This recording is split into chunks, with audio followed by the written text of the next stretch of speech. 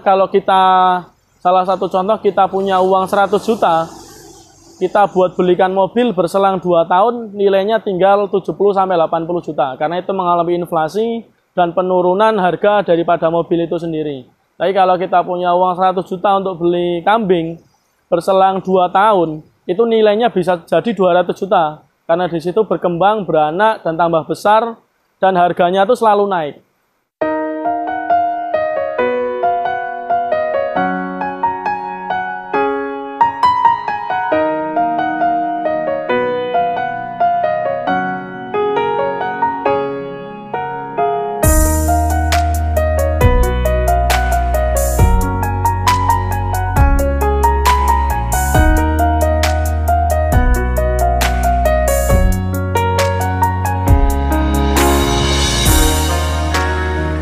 Assalamualaikum warahmatullahi wabarakatuh. Ketemu lagi dengan saya, Afton, peternak dari Kota Dingin, Wonosobo. Tepatnya di Dusun Kemiri, Kelurahan Wiren Anom, Kecamatan Kertek, Kabupaten Wonosobo. Pas teman-teman peternak atau ada yang pas lewat di Wonosobo, silahkan mampir ke farm kami, ke peternakan kami. Kali ini kita akan ngobrol sedikit terkait breeding atau pengembangan di sektor peternakan domba dan kambing. Ada istilah di kalangan teman-teman peternak Indonesia, breeding itu jantungnya peternakan. Itu sebuah tanda kutip kata yang udah melekat di hati para peternak bahwa breeding itu jantungnya peternakan. Dan per hari ini orang kesadaran akan beternak untuk breeding udah mulai menggiat dan udah mulai rame, udah mulai menggila dengan adanya mendatangkan bibit-bibit unggul dari negara Australia salah satunya. Ada Dorper, ada domba Awasi, ada domba Sanen, dan yang lainnya. Breeding sendiri merupakan sektor bisnis daripada peternakan domba dan kambing itu yang sifatnya long term atau jangka panjang. Artinya kita di situ investasi dan bisnis. Kita investasi untuk modal dan kita bisnis karena memang harapan kita dapat hasil lebih daripada usaha yang kita jalankan. Untuk mempersiapkan breeding sendiri bukan semata-mata kita punya uang langsung beli ternak, bikin kandang selesai gitu, enggak. Kalau pemikiran saya sendiri, kita lebih menyiapkan ke pakan atau bank pakan. Jadi kita perbanyak pakan sebanyak-banyaknya untuk mempersiapkan nanti untuk ternak kita berkembang dan tambah banyak lagi. Kalau kita udah punya stok pakan yang banyak, itu kita udah damai dan udah sejahtera karena udah nggak mikir pakan lagi. Karena kuncinya di breeding itu kita sebisa mungkin menekan pakan semurah mungkin. Bahkan kalau bisa kita cost zero, tapi itu per hari ini sepertinya susah karena memang kita operasional tenaga, operasional kandang dan sebagainya memang udah ada. Jadi kita berusaha menekan operasional semurah mungkin dengan pakan yang kita tanam ataupun kita menyiapkan pakan dari jauh-jauh hari. Salah satu contoh, kita bisa nanam hijauan. Kita bisa nanam beberapa jenis rumput, ada indigo vera, ada singkong karet, ada kaliandra, ada pakcong, ada odot, dan sebagainya, masih banyak lagi. Dan itu salah satu alternatif sumber pakan, sumber protein untuk kebutuhan ternak itu sendiri. Dan kuncinya kalau kita main di breeding itu kita lebih ke sabar dan kita lebih telaten untuk ngurusnya karena memang yang kita harapkan tuh di anakannya dengan kita melakukan persilangan dari beberapa genetik. Salah satu contoh kita pakai pejantan merino atau texel atau sekarang yang lagi booming domba Awasi sama domba Dorper. Kita silangkan dengan domba-domba unggulan di Indonesia, ada domba ekor tipis atau domba Magelangan, ada lagi domba Garut, ada lagi domba merino, ada lagi domba texel, ada lagi domba gibas atau domba Jawa Timuran, dan masih banyak lagi. Itu salah satu inisiatif teman-teman peternak untuk menciptakan genetik baru untuk memperbaiki skema peternakan yang udah ada di Indonesia agar bisa lebih maju dan lebih berkembang dan bisa minimal bersaing di dalam negeri, dan peternakan domba kambing itu semakin hari semakin maju dan semakin solid. Karena breeding itu sifatnya long term atau sifatnya lama, dan kita nanti hasilnya tuh di anakannya sambil kita berproses untuk menunggu anakannya dan kita bisa dapat hasil. Kita bisa juga sambil kita main di turunannya domba kambing itu sendiri, kita bisa jualan bibit, kita bisa jualan mesin chopper, bisa jualan obat dan sebagainya. Sekiranya yang itu bisa menjadi sumber income minimal untuk operasional di kandang itu sendiri. Jadi untuk operasional di breeding sendiri bisa ditopang dengan kita trading turunan dari ternak itu sendiri.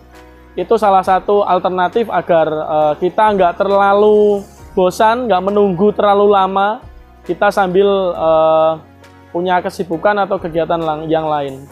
Tapi memang breeding sendiri ini sangat cocok untuk investasi. Jadi daripada kita nabung uang, daripada kita untuk beli aset yang lain, kita bisa untuk beli kambing, bisa kita kembangkan, bisa kita budidayakan, dan berselang 1-2 tahun nilai asetnya berkali-kali lipat. Karena kalau kita, salah satu contoh, kita punya uang 100 juta, kita buat belikan mobil, berselang 2 tahun nilainya tinggal 70-80 juta, karena itu mengalami inflasi dan penurunan harga daripada mobil itu sendiri.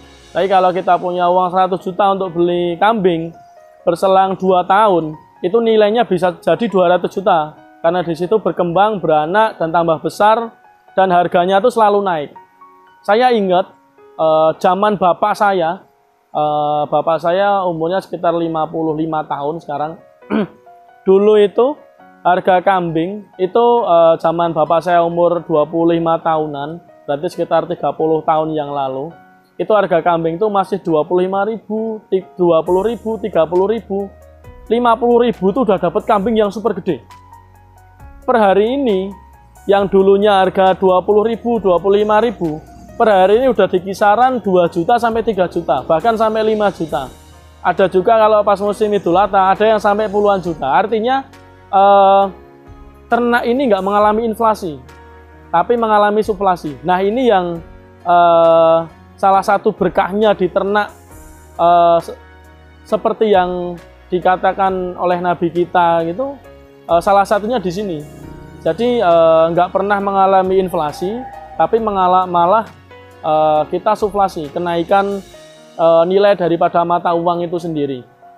Dan beternak itu berkahnya luar biasa. Kita saudara banyak, di mana-mana kita ada teman-teman peternak, karena memang peternakan itu bagi orang Indonesia itu udah bukan hal yang tabu dan bukan hal asing lagi.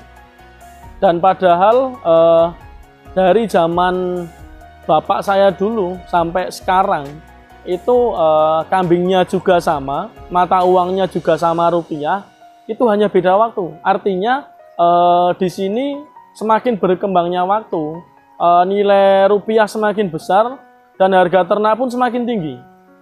Saya juga ingat, saya memulai 2016 itu, saya ingat banget 2017 saya beli indukan, salah satu contoh saya beli indukan merino.